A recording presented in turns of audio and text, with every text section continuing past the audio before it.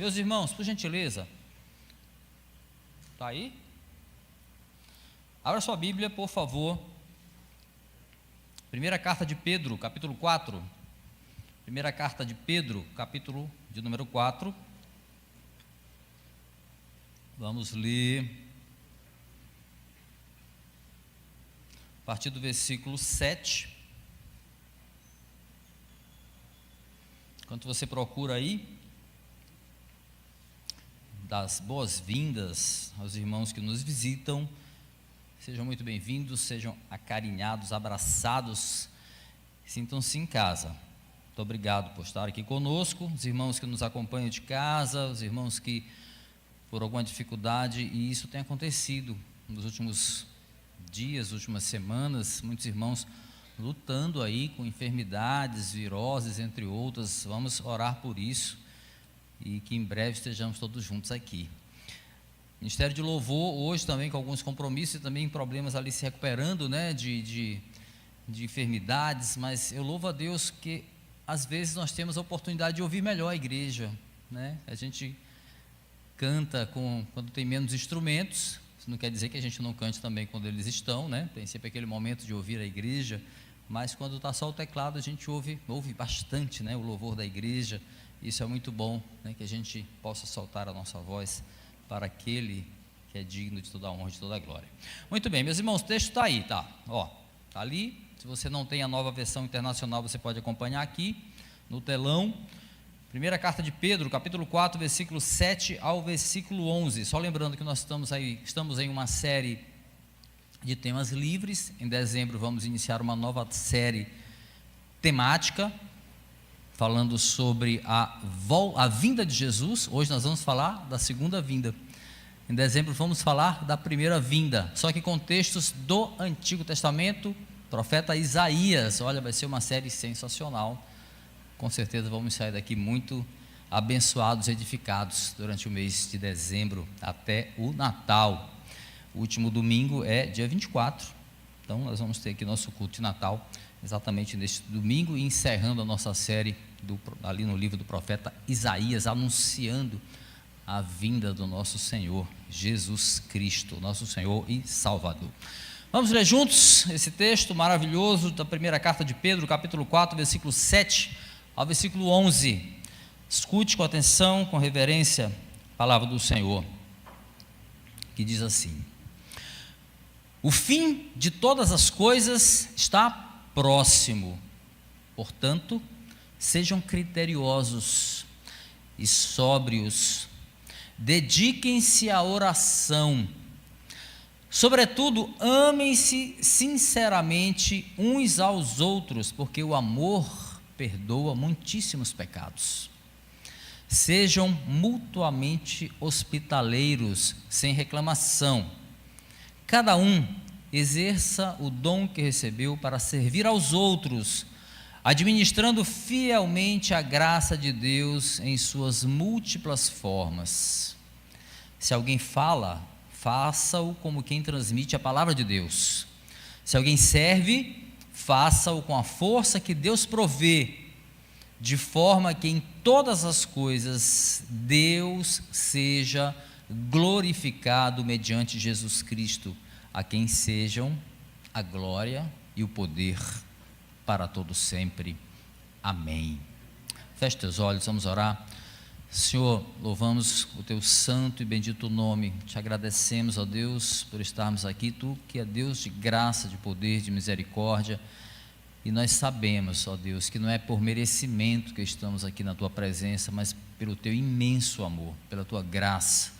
Muito obrigado, Senhor, por estarmos mais uma vez aqui neste culto público a ti, Senhor, e te pedimos, Deus, que a tua palavra fale conosco, nos alimente, que possa ser um bom alimento para a tua igreja, e a tua igreja frutifique, Senhor, a semente que cair nesta noite em solo fértil. É o que nós te pedimos, Senhor, em nome de Jesus.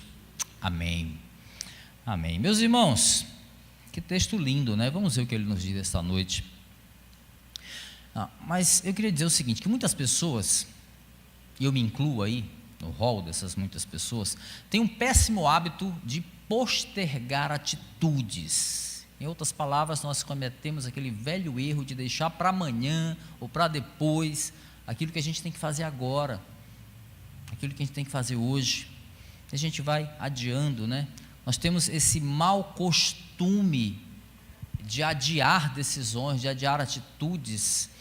E pior, nós temos o mau hábito de perder tempo, muitas vezes com coisas inúteis. E nós fazemos isso tão naturalmente que a gente nem se percebe disso. A gente gasta tempo com coisas que não nos edificam, não são importantes, e acaba nem se dando conta. Olha, eu provavelmente ficaria espantado se eu fosse mensurar em horas, o quanto de tempo precioso eu perco com coisas inúteis. Certamente eu talvez não ficasse tão surpreso nem tão espantado, porque é um hábito que a gente nem se percebe, né? Eu não estou falando aqui, meus irmãos, daqueles momentos necessários que a gente precisa ter, de não fazer nada mesmo, sabe? De gastar um pouco de tempo com frivolidades, com bobagem mesmo. Isso é importante às vezes, não fazer nada, descansar a mente. Eu não estou falando disso não, eu estou falando de desperdiçar o tempo com coisas inúteis, desperdiçar o tempo com coisas sem importância, quando nós poderíamos usar o nosso tempo precioso para coisas mais produtivas, mais edificantes, ou algo que trouxesse frutos para o reino de Deus, por exemplo. Em meio à minha correria, eu chego ao disparate de dizer às vezes, não, porque me falta tempo para fazer as coisas e tal, não tive tempo para fazer isso, para fazer aquilo. Ora, pensa bem aqui comigo, se Deus criou os dias com tempo, com horas determinadas, a gente vê isso muito bem lá em Gênesis capítulo 1, versículo 14, e eu digo que me falta tempo para fazer tudo que eu gostaria de fazer, de duas uma: ou Deus errou, né, em fazer os dias só com 24 horas, bem que ele podia dar uma ajudada aí, né, fazer 25, 26, 20, 30 horas, hein? Beleza. Ou Deus que vacilou aí de ter feito o dia só com 24 horas, ou errado sou eu, que não consigo administrar o meu tempo de uma forma mais produtiva, de uma forma mais inteligente. E aí eu olho para as Escrituras e eu vejo que o problema está em mim mesmo, está em mim. O problema está na compreensão de que não se trata, meus irmãos, daquilo que eu gostaria de fazer com o tempo diário de 24 horas que Deus nos deu, mas se trata daquilo que eu devo fazer com o tempo que o Senhor nos deu, ou me deu. Estou falando de mim, né? Meus irmãos, olha, para você refletir, quando a gente olha para as Escrituras, quando olhamos para as Escrituras, um verdadeiro cristão, a gente já falou tanto disso aqui, né? Um verdadeiro cristão entende que é parte de um corpo chamado igreja, o corpo de Cristo, e como tal, cabe a esse cristão verdadeiro responsabilidades. Sendo assim, se usamos o nosso tempo, pensa comigo, somente para satisfações pessoais, de propósitos pessoais, melhor dizendo, viver os nossos dias sem ter espaço para dar frutos para o reino, do qual nós nos consideramos parte, somos cristãos. Se nós vivemos os nossos dias sem tempo para frutificar para o reino, olhando para as Escrituras, muito provavelmente existe um ruído muito grave no meu entendimento do Evangelho. No trecho que nós lemos aqui, e por isso que eu mantive aí a ampulheta do sermão passado, porque tem tudo a ver com o tempo, né? O tempo urge.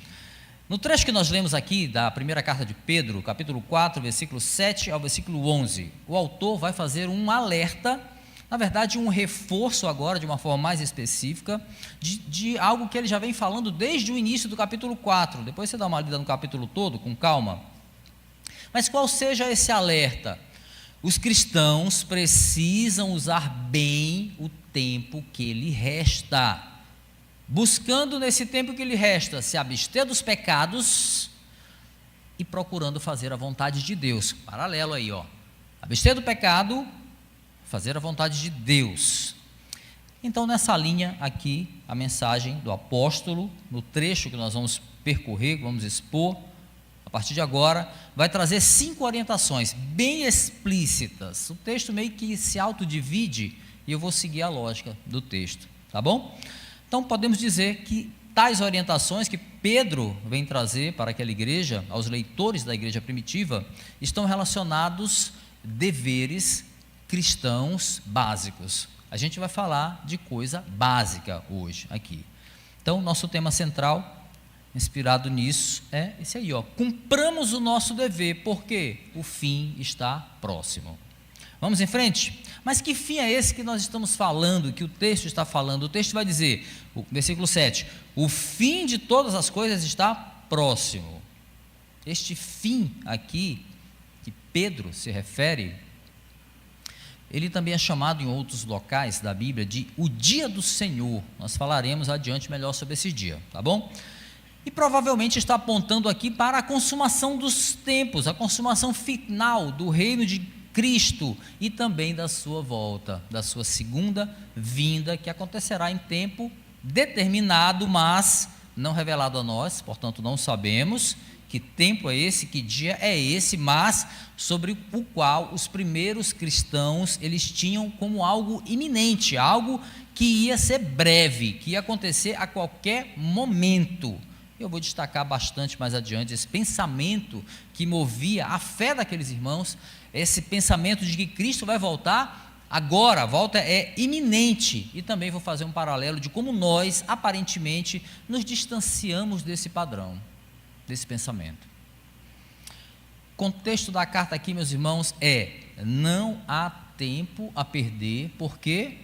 Porque o fim de todas as coisas está batendo a porta, tá? Bem aí. É o que o texto vai dizer. Dito isto, vamos direto ao ponto. Primeira atitude que Pedro orienta seus leitores a fazer, meus irmãos, por quê? Porque o fim está próximo, o fim de todas as coisas. Ele vai dizer: sejam criteriosos e sejam sóbrios. Olha o que diz aí o versículo 7, parte A e B. Diz assim, ó, acompanha na tua Bíblia aqui no telão. O fim de todas as coisas está próximo, portanto, sejam criteriosos e sóbrios. O início do versículo aqui, logo no começo, Pedro já vai apresentar o motivo evidente, suficiente e urgente pelo qual ele vai listar agora uma série de deveres incluídos aqui nesse trecho da sua carta aos cristãos da igreja primitiva. Nesse caso, meus irmãos, a razão para sermos criteriosos, a razão para sermos sóbrios e também para as demais atitudes que nós veremos ao longo aqui da exposição é porque o fim de todas as coisas está próximo. Mas que fim é esse? Esse fim de todas as coisas é também chamado o dia do Senhor. Pedro vai usar esse mesmo termo lá em 2 Pedro, dá uma avançada aí. Segunda carta de Pedro, capítulo 3, vai lá rapidinho porque eu não separei esse texto. E deixa o primeiro aí marcado. 2 Pedro, capítulo 3, versículo 10 e versículo 11.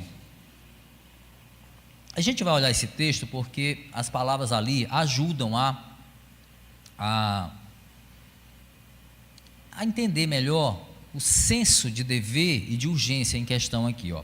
2 de Pedro, capítulo 3, versículos 10 e 11, diz assim: o dia do Senhor, porém, virá como ladrão.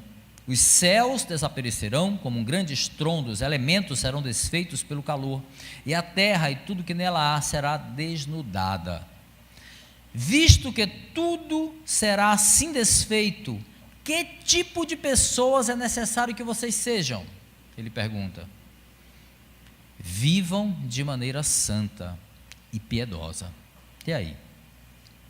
Então Pedro se refere à segunda vinda de Cristo e ao julgamento divino que vem paralelo a isso. eventos simultâneos. E ele repete aqui uma metáfora que o próprio Jesus usou lá nos Evangelhos, Lucas capítulo 12, quando ele diz que esse dia virá como ladrão, né? A gente conhece essa passagem. E quando ele diz que o dia virá como ladrão, é para reforçar exatamente quão inesperada será essa volta, quando inesperada será a volta, ou a segunda vinda, ou o dia do Senhor, ou o fim de todas as coisas. E o domingo também é chamado dia do Senhor, né? Mas só que aqui a conotação é outra. João, lá em Apocalipse, vai chamar de dia do Senhor, quando ele tem aquela revelação, e é um dia como hoje, um domingo, o dia da adoração, o dia em que os cristãos celebram a ressurreição de Cristo. Mas este dia do Senhor, que se chama domingo, é também uma celebração antecipada, é legal entender isso, uma celebração antecipada da volta triunfal de Cristo. Então toda vez que você vier na igreja, além de vir cultuar ao Senhor, nós estamos celebrando o dia do Senhor, o dia que Ele vai voltar, porque está prometido, e pode ser hoje, pode ser agora. Então, este dia do Senhor, também mencionado lá por João, é também uma celebração antecipada desta volta triunfal, o dia da vitória final de Cristo, a consumação dos tempos, o fim de todas as coisas. Usando aqui as palavras que 1 Pedro usa, né? Capítulo 4, versículo 7, capítulo 4, versículo 7, onde estamos agora. Então Pedro tem um entendimento, quando ele abre o versículo falando isso, o fim de todas as coisas está próxima, ele tem um entendimento, meus irmãos, isso vale muito para nós, que a apatia ou a acomodação pode ser um problema gravíssimo para a igreja, quando nós nos acomodamos. Então, para que ninguém se engane, supondo que a volta de Cristo não vai acontecer, não é iminente, supondo que a volta de Cristo talvez nem aconteça, não veio até agora, né? Então ele, para que ninguém se engane, ele começa logo dizendo isso, ó. Antes de dizer o que os irmãos precisam fazer, ele diz: o fim de todas as coisas está próximo. Portanto, continua aí o versículo 7, sejam criteriosos e sóbrios. Vê que a gente não dá para desgrudar dessa verdade, desse princípio. Então aqui, quando ele fala criteriosos e sóbrios, né, vemos duas palavras interligadas, né? E o sentido aqui vai indicar o controle de atos pessoais, equilíbrio, né? Sobretudo controle sobre ações pecaminosas, aquele tropeço premeditado, proposital. Então é isso, sobriedade, critério. O termo grego para sóbrio vai falar sobre calma e, sobretudo, equilíbrio, sobriedade, né? Equilíbrio. Em tese, o que ele está falando aqui? Que nós temos uma razão, nós temos uma consciência, e essa consciência, essa razão, precisa ficar alerta, cuidadosa, seletiva, ou como diz o texto, criteriosa. É tudo uma consciência que precisa estar sóbria, alerta. Isso deve valer para tudo, meus irmãos, não só para nossas atitudes, mas também para os nossos pensamentos. Aquilo que nós pensamos também precisa ter equilíbrio, precisa ter critério, precisa ter sobriedade. O mesmo Pedro, quando ele escreve, possivelmente ele estava inspirado nas palavras que Jesus disse para ele, para Tiago, para João, antes de orar no Getsêmani. Lembra lá? Mateus capítulo 26. Ora, vigia. Então, talvez inspirado nisso, mas o que eles fizeram? Oraram e vigiaram, né? Dormiram. Pois é. Então, talvez com aquelas palavras ali na cabeça dele, ele vai e escreve. Avança só um capítulo aí, 1 Pedro 5, 8. Você conhece até de cor muitos aqui, né? Sejam sóbrios e vigiem. Ele diz, 1 Pedro capítulo 5, versículo 8. Por quê? Porque o diabo, o inimigo de vocês, anda ao redor, rugindo como leão, né? Procurando ali quem ele possa devorar. Pois é, sejam sóbrios, vigiem. Meus irmãos, nós aprendemos aqui, primeiramente, que nós precisamos estar alertas contra o pecado, ou seja, criteriosos sobre nossas atitudes e sobre os nossos pensamentos. Nós precisamos estar alerta contra os nossos inimigos espirituais, Atentos para as armadilhas do diabo, atentos para as armadilhas do mundo, atentos para a armadilha da nossa carne, armadilha que nos afastam de Deus, armadilhas que nos afastam das pessoas, armadilha que nos afastam da igreja. Precisamos estar atentos para isso, sim, meus irmãos. Uma estratégia comum dos nossos opositores espirituais é nos isolar, é nos retrair, é nos afastar da comunhão com os irmãos. É uma estratégia básica que a gente precisa estar alerta. Pedro diz: orem, vigiem. Orem, a gente vai falar agora, na verdade. Ele fala: sejam sóbrios e sejam criteriosos. Estejam atentos racionalmente. Outra lição que nós tiramos aqui desse texto: os cristãos da igreja primitiva, meus irmãos, eles foram instruídos devidamente pelos apóstolos a viverem a expectativa pelo retorno repentino de Cristo. Os apóstolos tinham todo um cuidado sobre isso, eles viviam isso, sabe? Uma expectativa que parece perdida para muitos cristãos hoje. Parece que Cristo não vai voltar. Vivemos como se essa expectativa não fosse real hoje para a gente. Muitos de nós parecem esquecer que essa volta pode ser agora. E que essa volta ela será acompanhada de juízo, de ira para aqueles que não estão no Senhor. Mas também será de juízo para os crentes. Só que, obviamente, nós não temos um problema de perder a salvação. Estamos salvos. Não é essa a questão. Nossa expectativa não mexe com a certeza da nossa salvação, evidentemente.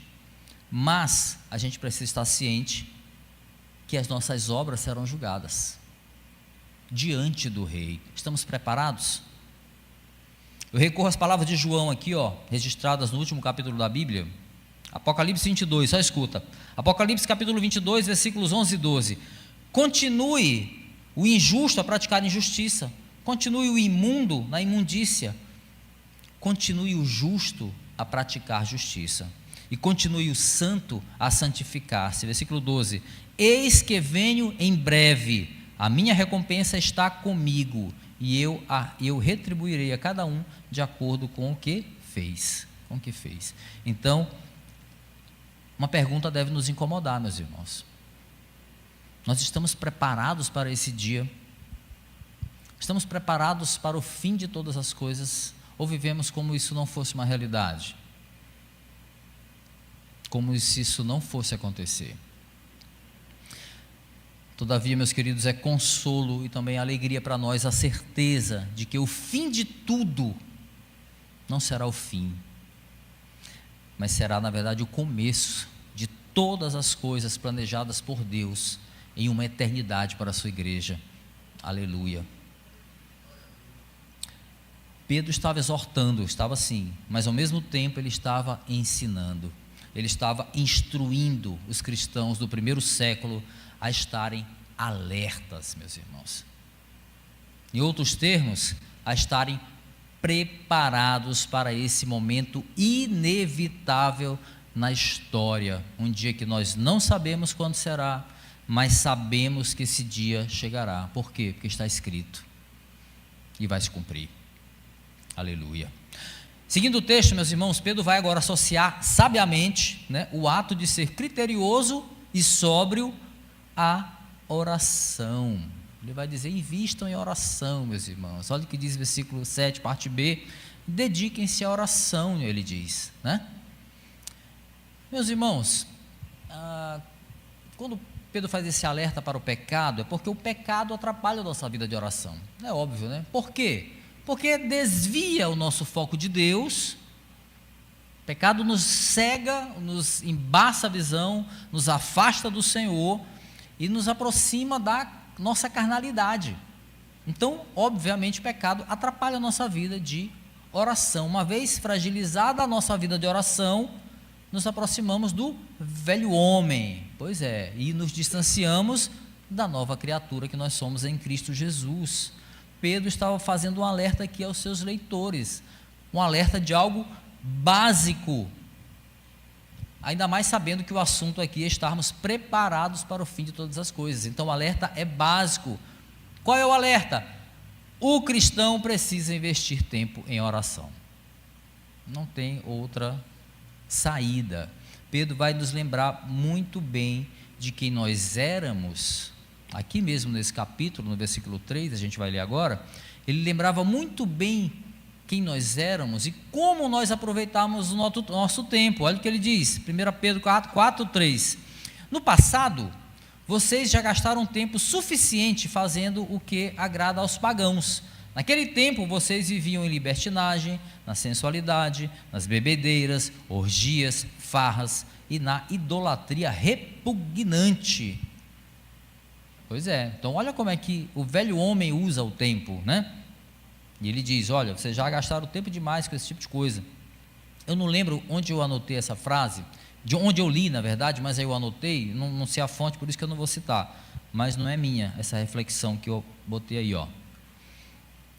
Isso que eu botei entre aspas, que diz assim: a oração é o grande corretivo de uma visão superficial, limitada da vida. A oração nos capacita a olhar para além das circunstâncias do presente e observar o fim em vista. Não sei quem é o autor, não lembro, mas eu anotei. Mas é bem isso, por isso que eu anotei, é bem isso aí. Orar, meus irmãos, nos possibilita um mergulho na intimidade com Deus, quando oramos, nos possibilita enxergar além das circunstâncias que nos desanimam, nos paralisam. Nós conseguimos enxergar pela fé, como a frase aí sugere, né, a finalidade do nosso clamor, por que nós estamos clamando, porém nós devemos orar, como diz Pedro, com equilíbrio, com sobriedade, com senso, critério, né? Com critério. Sobriedade, meus irmãos, quando oramos, tem relação com a noção de quem nós somos. E que não é a nossa vontade que deve prevalecer. Não é aquilo que eu estou pedindo. Jesus dá aula, né, sobre isso lá no Getsemane. Não é a nossa vontade, mas a vontade daquele que nos acolhe em oração que deve prevalecer. Ele é soberano, Ele é perfeito, não nós. Então, esse momento de intimidade precisa ter equilíbrio, precisa ter sobriedade. Aquela pataquada de que você ora dizendo, eu declaro isso, eu determino aquele outro e tal, porque eu sou filho do rei, e etc, etc, não é bíblico. Qualquer criança que tem uma boa aula, uma boa escola bíblica sabe disso. Isso é mentira, meus irmãos, isso não existe. Isso é uma ofensa ao Senhor. Quando o homem se coloca como aquele que determina alguma coisa, é em nome de Jesus. Aí o ora, não, eu estou pedindo em nome de Jesus. Não, está pedindo em seu nome. Então isso aí é básico, né? Esse tipo de ignorância tem caído por terra ao longo do tempo, graças a Deus. Por quê? Porque o fim de todas as coisas está próximo.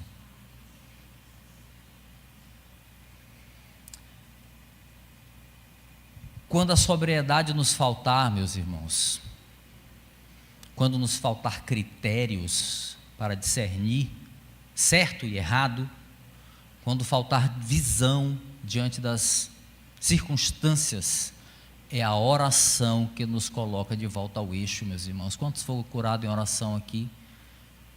É a oração que nos coloca de volta ao equilíbrio que nós só encontramos em Cristo, em Jesus Cristo. Aleluia. A seguir, terceira coisa a fazer, porque o fim de todas as coisas está próximo, diz Pedro. Tenham um amor intenso uns pelos outros. Olha o que diz o versículo 8. Sobretudo, amem-se sinceramente uns aos outros, porque o amor perdoa muitíssimos pecados. Pedro está reforçando o básico mandamento, quando eu leio isso e percebo imediatamente, de que nós devemos amar o próximo como a nós mesmos. Só que aqui ele faz um acréscimo de um elemento muito interessante para reforçar esse dever, né? Ele vai dizer, porque o amor perdoa muitíssimos pecados, né? Amem-se sinceramente uns aos outros, porque o amor perdoa muitíssimos pecados. Nesse ponto aqui, estudiosos consideram duas possibilidades de interpretação. A primeira é uma referência ao amor de Deus que cobre a multidão dos nossos pecados, a Bíblia nos ensina, né? Então, desse modo aqui, diante dessa verdade bíblica, nós temos que ser levados por gratidão a Ele, por tamanho amor. Então, nós devemos amar ao próximo com uma predisposição de perdoá-los. Segunda possibilidade de interpretação: se nós amamos intensamente os nossos irmãos ou o nosso próximo, nós estamos prontos a perdoá-los sempre. Se o amor é intenso, estamos dispostos a perdoá-los sempre. Em outras palavras, o amor nos capacita a perdoar muitíssimas vezes, pois é, aqueles que pecam contra nós. E em se tratando do contexto aqui da carta de Pedro, esse parece ser o princípio que ele está apontando, né? Esse amor intenso que nós temos pelo próximo, ele nos capacita a perdoar quantas vezes forem necessárias aqueles que pecam contra nós. Mas é importante a gente entender esse perdão de pecado, que o nosso amor em si não tem a força para perdoar. É o amor mediador de Cristo que torna isso possível. Então entenda, olha, é importante a gente pontuar isso aqui, porque senão a gente pode tentar transformar o nosso amor, seguido de perdão, o nosso perdão, em uma espécie de obra meritória.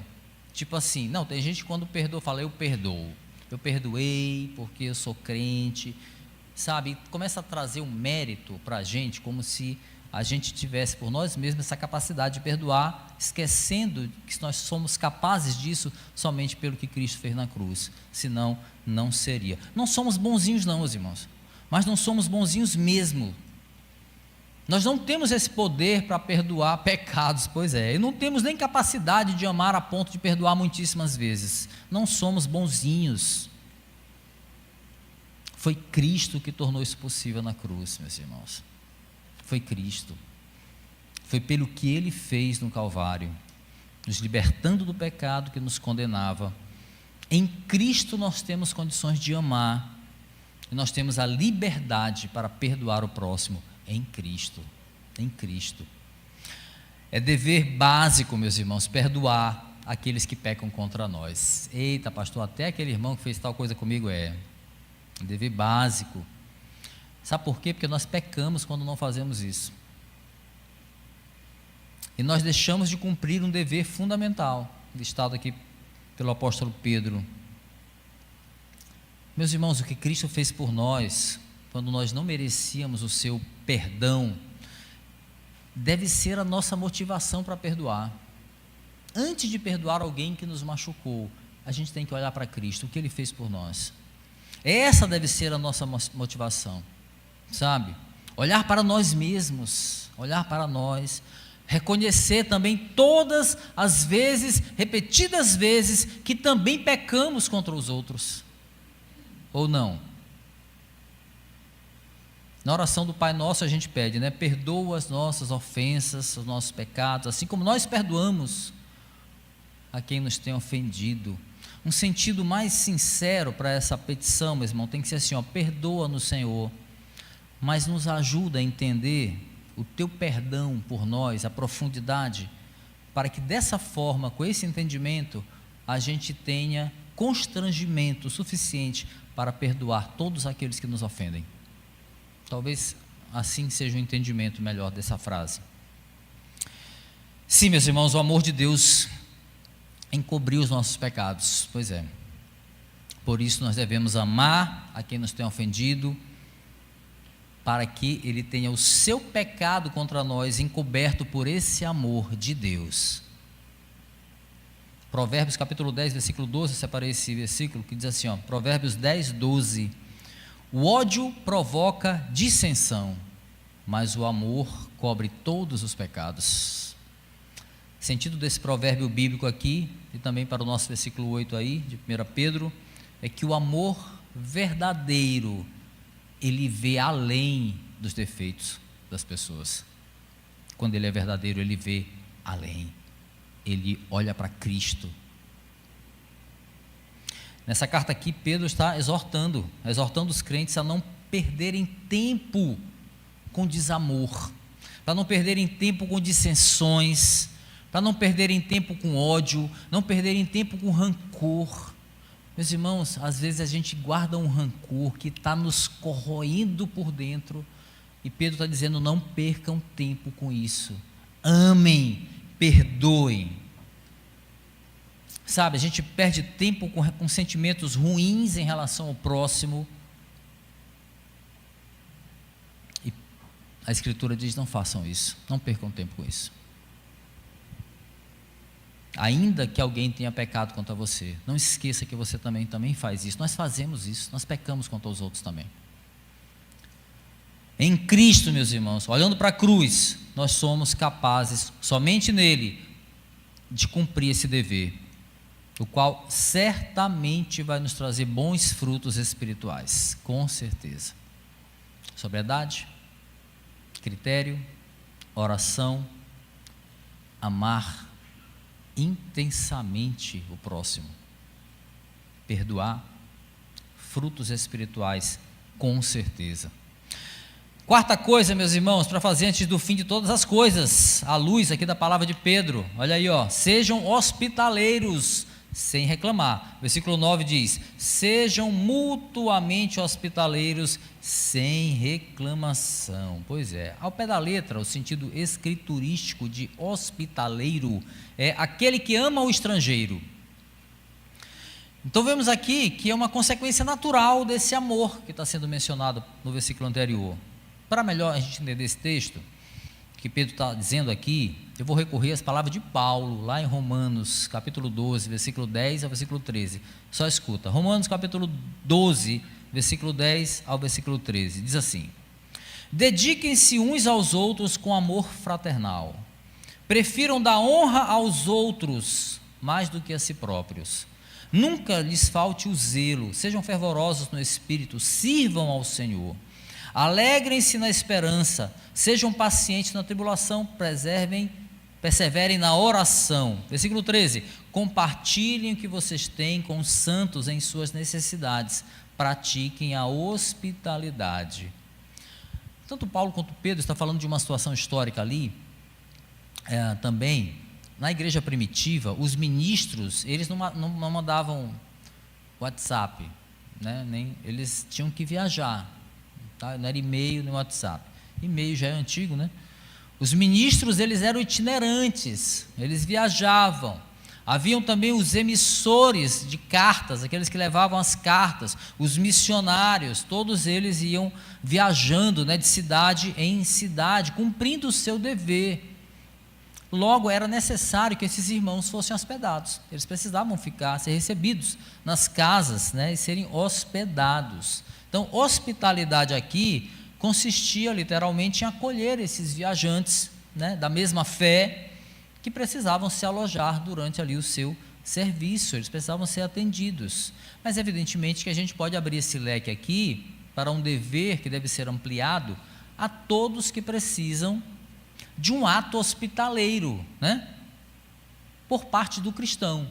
Não estou falando aqui para a gente receber todo mundo na nossa casa, pessoas que a gente não conhece, não é disso que eu estou falando aqui, mas que o cristão deve ter uma postura acolhedora. Tem pessoas que têm dificuldade tremenda com isso e são crentes, não abrem a casa para ninguém, se sentem invadidos, a casa não é um lugar de comunhão, é um lugar, é uma fortaleza, é um lugar fechado, as pessoas não têm comunhão ali, não tem nenhum senso de acolhimento, não é hospitaleiro. Paulo está alertando sobre isso, precisamos ser hospitaleiros. Meus irmãos, tempos atrás o Senhor nos deu, alguns irmãos viveram esse momento aqui,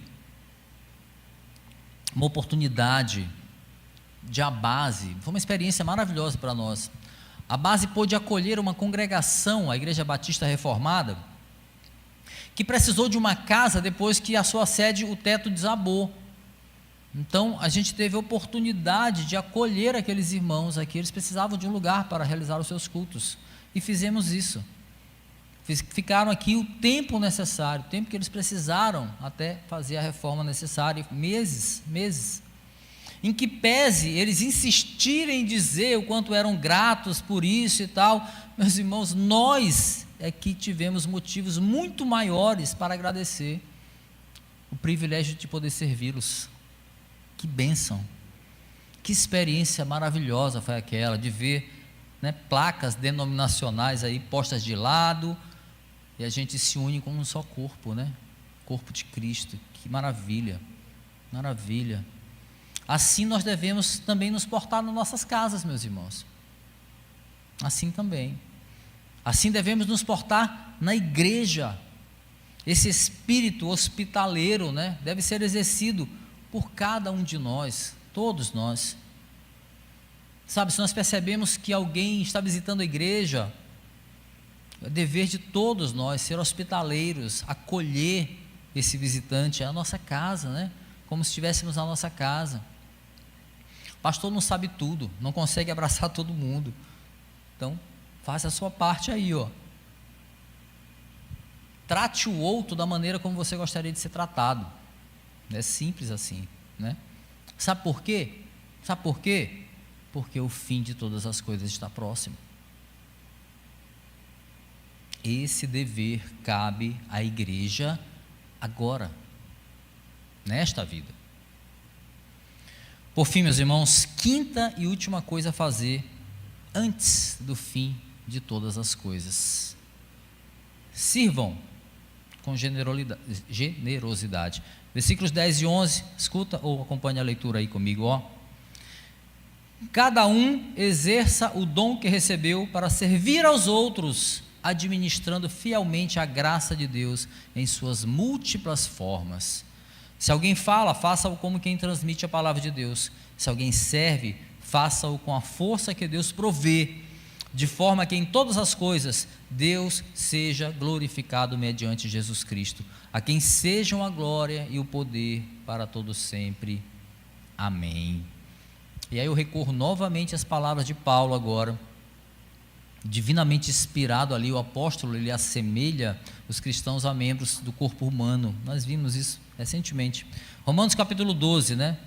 Paulo inspirado, fazendo esse paralelo, essa comparação, ele diz assim, Romanos 12, 4 e 5.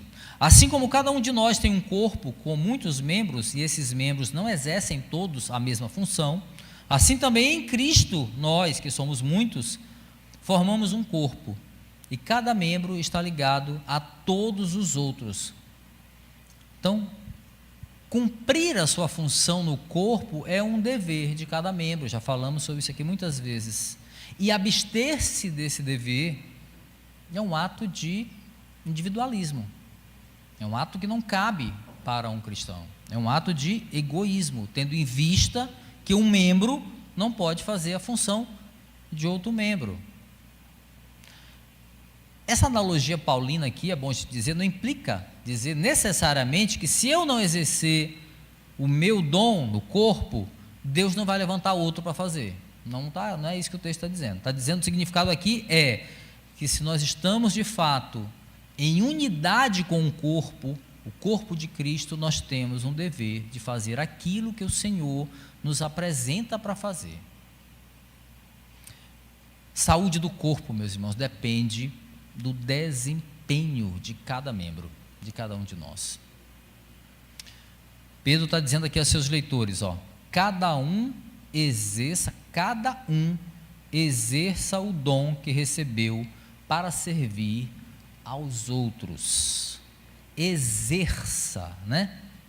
Em outras palavras, ou em palavras mais claras, significa dizer assim, ó, se mexa, não fica parado, envolvido com você mesmo apenas, sirva ao próximo. Foi para isso que Deus nos deu um dom. Exerça, com palavras mais claras, é isso bem aí. Às vezes muitos de nós passamos aí tempos na igreja, né, esperando Deus revelar qual será o nosso dom e tal. Enquanto espera, não toma nenhuma providência, não se arrisca, não se voluntaria para servir. Por quê? Porque está esperando a revelação de qual seja o dom especial. O dia da revelação chegou e agora. Eis que te digo, o seu dom, anota, é não ficar parado. Mexa-se. O Senhor não chama pessoas para ficarem perdendo tempo. Sirva o próximo hoje. Por quê? Porque o fim de todas as coisas está próximo. A seara é grande, o que está faltando são ceifeiros. Tomo posse? Pastor, mas eu só queria servir se fosse determinado o ministério. Você já perguntou se é isso mesmo que o Senhor quer para você? Se não houver oportunidade nesse determinado ministério que você quer servir, vai fazer o quê? Vai mudar de igreja? Para ver se outra igreja te dá essa oportunidade? Ou vai ficar parado esperando, porque não é aquele lugar que você quer, não tem espaço para você? Pastor, mas eu gosto de dançar, a base não tem ministério de dança, nem na base nem na Bíblia. Já pensou em usar o seu dom para dançar, ensinando pessoas da igreja para dançar, ou da comunidade, para que possam dançar em tempo oportuno, em circunstâncias apropriadas, simplesmente porque você vai glorificar a Deus com o seu dom? Pastor, mas eu tenho talento para evangelizar nas comunidades, mas a base não tem um trabalho desse tipo. Já parou para pensar que você pode começar esse trabalho? Pois é, você pode ser a pessoa que vai lançar a semente. As primeiras sementes, hein?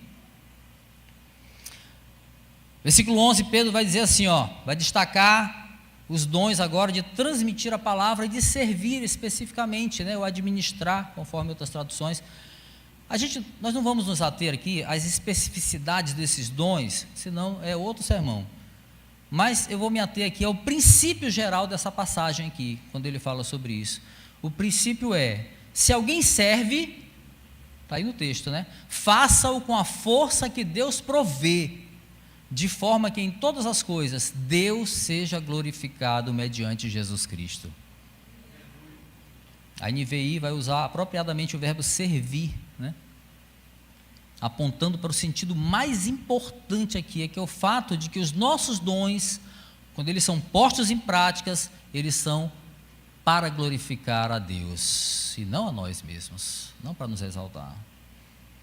Chama atenção aqui para a palavra, o verbo prover, O sentido da palavra aqui do grego, é equipar um exército. Olha só, quando Deus provê mecanismo, força, unção, capacitação para a igreja, como capacitar um exército, equipar um exército. É o sentido da palavra. Deus provê dons, meus irmãos, e abundância para a sua igreja. Para quê? Para cumprir os seus propósitos, para que sejam cumpridos os seus propósitos, e tudo isso seja revertido para a glória do único que é digno de toda a honra, de todo louvor, de toda a glória, que é o próprio Deus. Aleluia. Meus irmãos, nós somos chamados por Cristo para vivermos a nova vida que Ele nos dá. A nova vida. E nessa nova vida, meus irmãos, é inerente o servir. É inerente. Talentos não nos foram dados para serem enterrados. Isso aí é tão simples. Talentos foram nos dados para darem frutos para o reino, para terem efeitos práticos na nossa vida.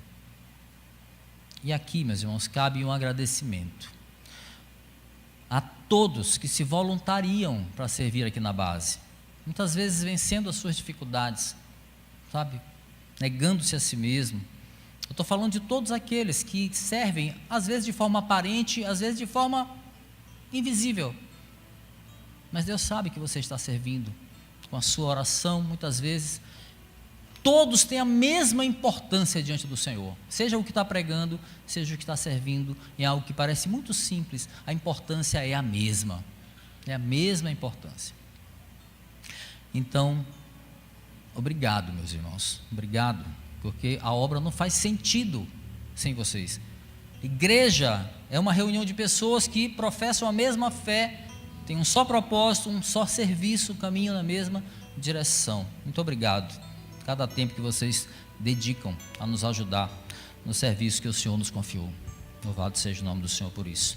Quero concluir, meus irmãos, vamos concluir juntos agora. Em Atos capítulo 1, versículo 9 a 11, nós temos ali o texto que fala da ascensão de Cristo, e também ele vem acompanhado da revelação que ele vai voltar, da sua volta. Desde então, meus irmãos, a igreja, ela é motivada por essa espera. No Novo Testamento, a volta do Senhor era vista como iminente. Daí a preocupação dos apóstolos em preparar a igreja para esse grande dia. Eles ensinavam repetidas vezes, a igreja precisava ser instruída sobre a volta de Cristo iminente. Meus irmãos, e que pese a impaciência de muitos de nós, desânimo de outros, equívocos de outros tantos, a disposição de servir, meus irmãos, é um resultado prático daqueles que creem que a volta do Senhor vai acontecer. Quem serve crê profundamente nisso e anseia por isso. Ansiamos pela volta de Jesus. Outro resultado prático, meus irmãos, do entendimento do que Pedro está falando aqui, é a consciência do perigo do comodismo, a consciência do perigo que é a apatia, levar a vida como se fôssemos ter todo o tempo do mundo para começar a servir, a dar frutos para o reino. E se hoje fosse o último dia que nos restasse? O fim de todas as coisas está próximo. Sabe o que isso significa dizer? Que pode ser agora. Porque nós não sabemos quando vai ser.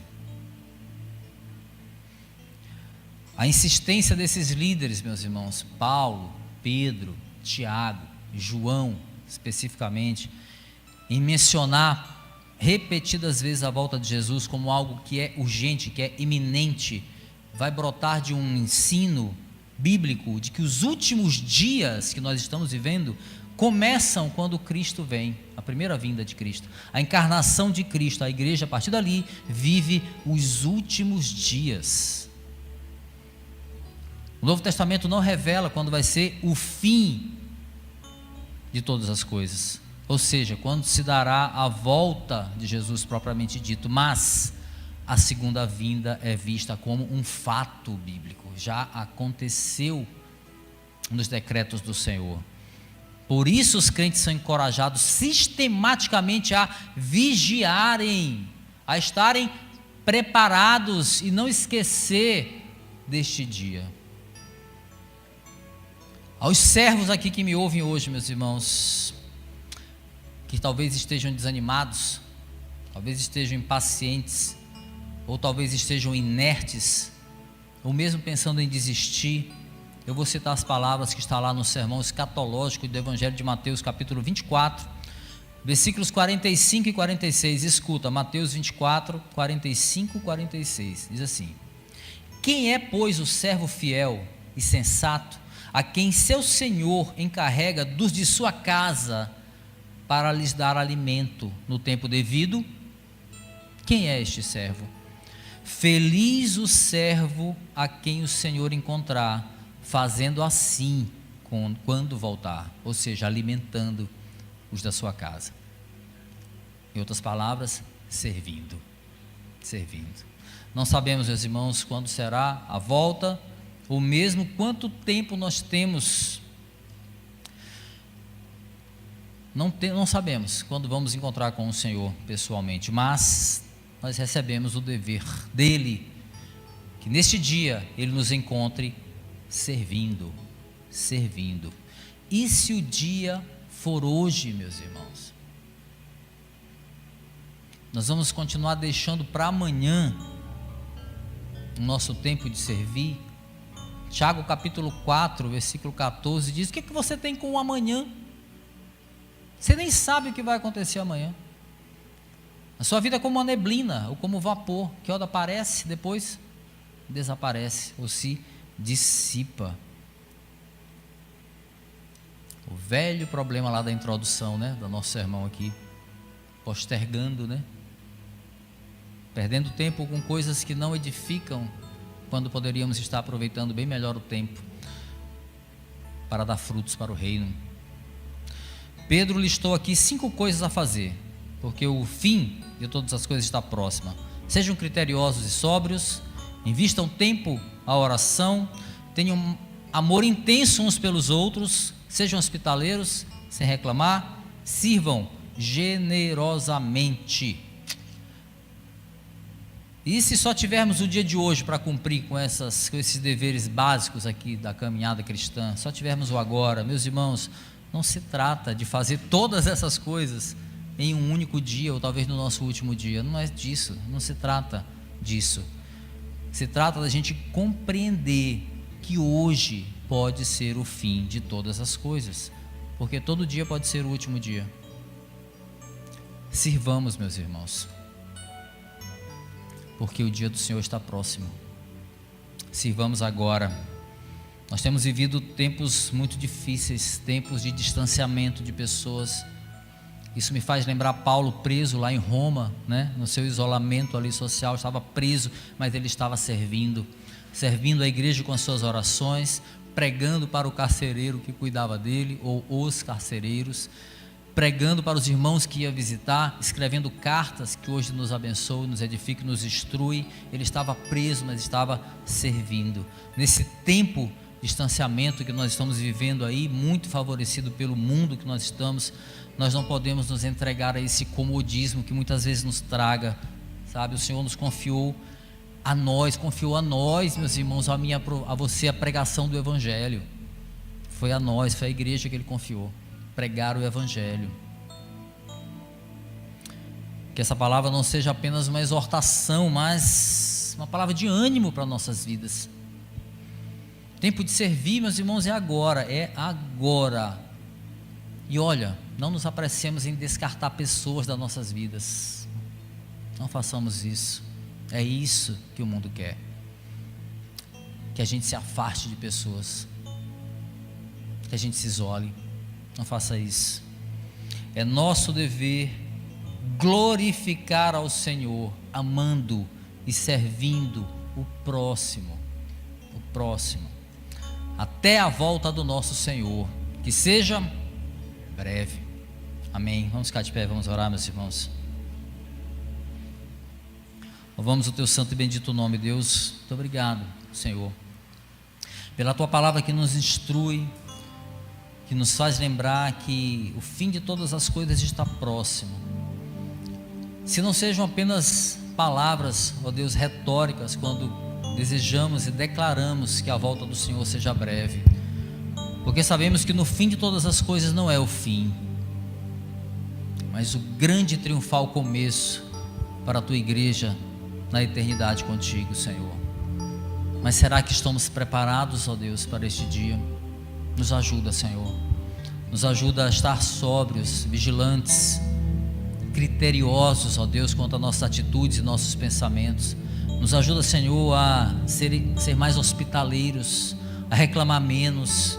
Nos ajuda, Senhor, a amarmos uns aos outros com intensidade, para que esse amor possa suplantar, Senhor, rancores, ódio, e com esse amor, a força do amor, Senhor, possa ter os pecados, ó Deus, encobertos pelo amor de Cristo Jesus na cruz por nossas vidas.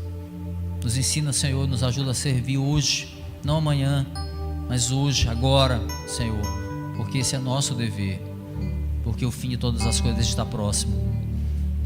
Muito obrigado, Senhor, pela tua palavra que nos instrui e nos incomoda, e que seja frutífera, Senhor, para a tua igreja. É o que nós te pedimos, Senhor, em nome de Jesus. Amém.